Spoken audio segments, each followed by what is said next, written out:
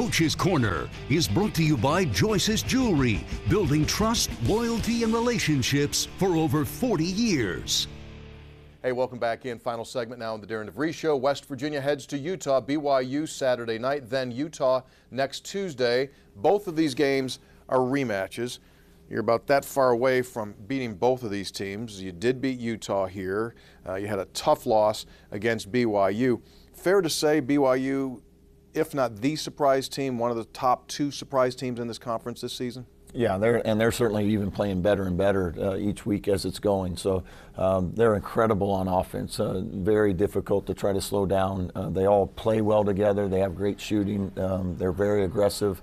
And they do a really good job of putting defenses in rotations and then playing off of it. Okay, so they want to fly down the floor.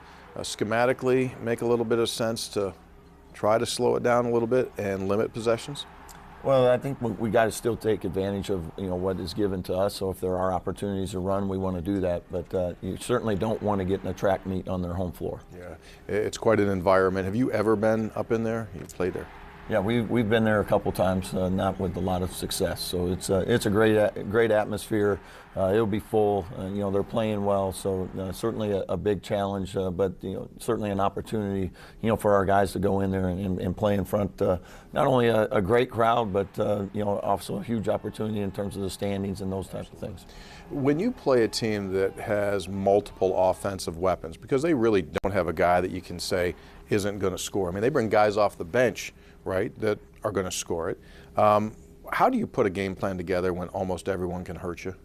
Yeah, it's hard, and that's why they've been so good offensively. So you just got to try to slow them down the best you can and be really sound in what you do. And we did a pretty good job on them at our place, but they're even better at home.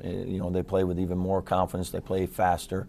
So you've got to really be locked in for the full 40 minutes. They made a decision when they made their coaching change after Mark Pope left to go with an NBA feel. Kevin Young comes in, and he was a candidate for head coaching jobs in the NBA, but instead said, no, I'm going to go to BYU. Danny Ainge, longtime pro background, heavily involved as a BYU graduate.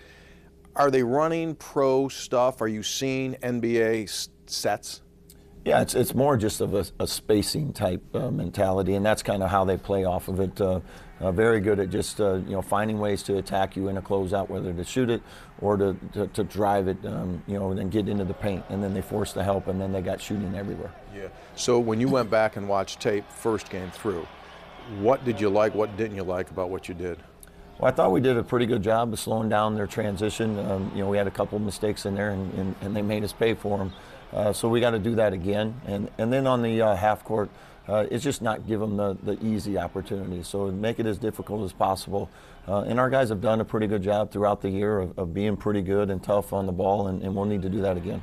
How did they guard you first time through? They mix up their defenses. They play some man, they play some zone. They'll switch some. They'll put different guys, like kind of cross match. Maybe put a 5-man on a 3 and put somebody else on a Monty so they can switch or whatever it may be.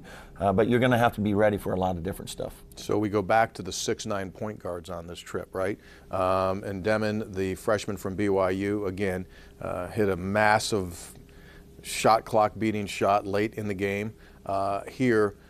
Did you like how you defended him? Do you make tweaks this time around? We'll mess with it a little bit. I thought for the most part we did a decent job on him. He did get loose, got to the foul line a little bit, made a big 3 late in that game. But overall, I thought we did pretty good on a really good player. How much does it help you? It's one thing to watch tape, but when you actually have played against them, so you have a full now grasp. How much does that help when you've seen literally what they can do as far as the second time through? Well, I think it's very beneficial, especially when it's your first year, first time ever seeing a team play. Is like you go into it and you watch it on tape, and then what actually happens out on the game floor can be a little different sometimes. So now we've seen it, we know what they're going to do, and now we've got to make our adjustments to try to slow them down. And the old regular, you also got to make shots again, right? That always helps, yeah. And there's, hopefully this gave us a little confidence in our last game that we can continue that moving forward. We jump ahead to next Tuesday, West Virginia's final regular season road game, and it's against the Utah Utes. And obviously much has changed within that program in just a matter of weeks as they make a move with their head coach, and Josh Eilert, WVU's former interim head coach and on staff here obviously for 17 years, now becomes the interim head coach. You're in a great business, buddy. Changed, hasn't it? Yeah, it has changed a good amount, and obviously Josh was here last year, now leading their program to finish up this season. So, and we'll put more into that as we get past the BYU game and begin to prepare for any changes that they've made since the coaching change. You guys chatted it up when they were here last time. I mean, I know you've got great respect for him. Yeah, I have tremendous respect. I know in my transition here, he was tremendous, and we got a chance to visit and sit down and talk about things, and just a really good person. You spend any time at all thinking about, and we'll talk big stuff here now, the college game. Like, college basketball coaches were not fired during the season. It just didn't happen, didn't it? What do you think's happening because the trickle down of the pro mentality, transfer portal, general managers? Do you think teams now do it earlier just so they can be ready as soon as the season ends to make moves? Yeah, I'm not really sure. I don't want to maybe get into the mindset of what happened there, but there is so much changing in college sports, and there's a lot to navigate through, especially right now with everything you just mentioned, the portal and NIL, and so all of this is changing, and everybody's making decisions they feel like is best for their program. We see, not just specific to Utah, but we're seeing this pro concept, right, of just their organization. Do you see that going down as well? It's going to trickle down to where it's basically it's player personnel, it's general manager. That's where we're going, right?